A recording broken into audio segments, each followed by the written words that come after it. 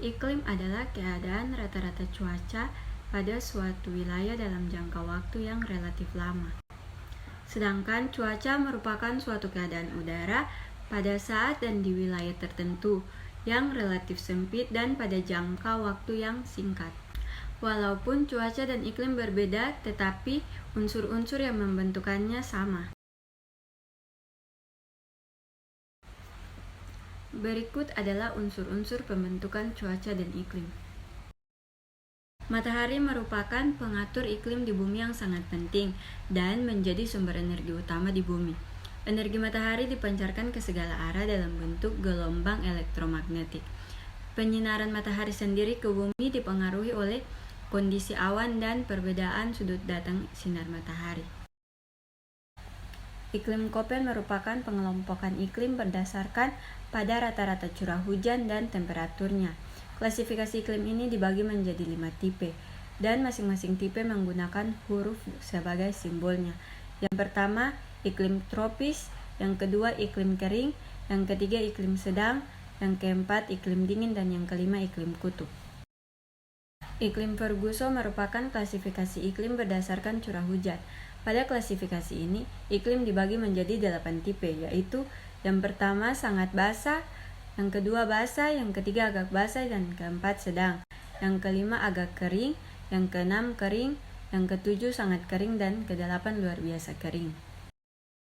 Iklim Odelman yaitu klasifikasi iklim yang menggunakan curah hujan juga sebagai acuannya.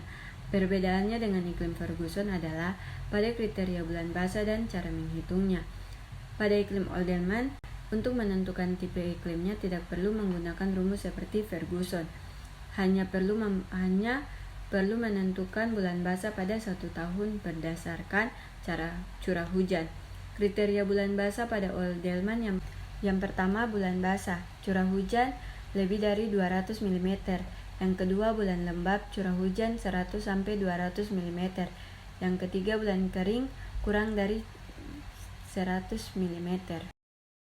Iklim Junghun merupakan klasifikasi iklim berdasarkan ketinggian dan vegetasi di kawasan tertentu. Pada klasifikasi ini, iklim dibagi menjadi 4 macam, yaitu yang pertama zona panas, cocok untuk tanaman tembakau, jagung, tebu, dan kelapa. Yang kedua zona sedang, cocok untuk tanaman tembakau, kopi, coklat, dan teh. Yang ketiga zona sejuk, cocok untuk tanaman kopi, kina, teh, dan sayuran. Yang keempat zona dingin, tidak ada tanaman budidaya, hanya lumut saja. Iklim musim sangat dipengaruhi oleh angin musiman yang berubah-ubah.